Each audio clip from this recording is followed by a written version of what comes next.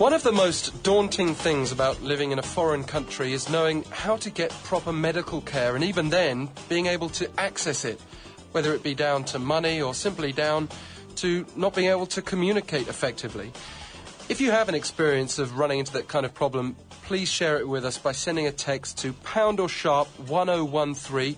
Each message does cost 51. Well, while foreigners in Korea may have issues, what about Koreans abroad?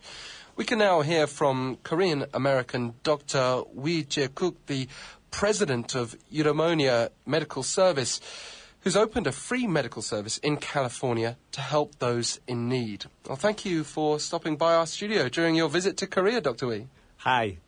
Great to have you here. And first, talk to us about your medical services in Silicon Valley. How did it come about? I have started the service in order to help uninsured people who did not have a chance to go to the hospital for health security. When I tried to set up the service, I was willing to donate my talent for people, but did not have a financial support at that time. But 2 years ago, I have met Pastor Daeyoung Kim, our chairperson of the board of the director of Eudemonia, who has agreed my idea and has supported most of finance of the Eudemonia up to now. So you don't charge patients any money? And if so, how's the clinic run? Pastor Kim, co-founder of Eudemonia, supports the part of the rental and supplies. And I volunteer to work for the service without being paid. Some donor who want to participate in this project send small donation. For instance, there is a non-Korean donor who was impressed by my heart and has sent $20 every month to support our service. We will try to obtain some funds from local government of U.S. and Korea. That is very touching to hear, and I'm sure you have a lot of people who appreciate what you do for them. Are they mostly Korean Americans? Yes, Alex. First time when we opened the service, our main client were mostly first generation of the Korean in U.S. who devoted their time and money for their children and did not care for their health at all. But now, many non-Korean who work for Korean small business owners come to our service. Dr. Wee, what are the major challenges Korean immigrants face in the U.S., though? Is medical care one of the biggest? Yes. Many immigrants suffer from the high medical fee. For instance, minimum monthly fee for medical insurance is around $1,000 per family. And it is too high for small business owner to pay, and they think it's wasting money. Some people have not checked their health for more than 10 years and find they got disease. Most of 40 through 60 have high blood pressure, high cholesterol level. Since the U.S. government provides medical service to seniors older than 65 years old, many people do not know about their health situation. Besides the medical care challenge, the first generation of Korean living in the state still have language and cultural barrier with not only main society, but also second or third generation of Korean American who speak only English. You mentioned the language barrier there. Is it really the case then that you find people in parts of California, Korean immigrants, unable to speak any English at all? Oh, for example, many Korean people in Los Angeles do not speak English. Even they can speak Spanish because their business only to the Hispanic people. And you're visiting Korea to encourage people to donate their talent to society. Perhaps you could inspire us by telling us a little bit more about what encouraged you and inspired you. Yes, I wish I would provide more service to more people, but since my time is short and money is small, we cannot provide more service to more people. I thought that if we work together, we would provide more service to more people. But whatever it is that we might want to do for others, why is it important, do you think, that people do donate their talent?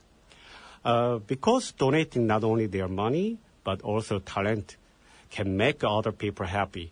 And they will be happy to see smile and appreciation of people who got help from them. I hope that many of the people who is listening to this interview will have a chance to donate their talent to people around them.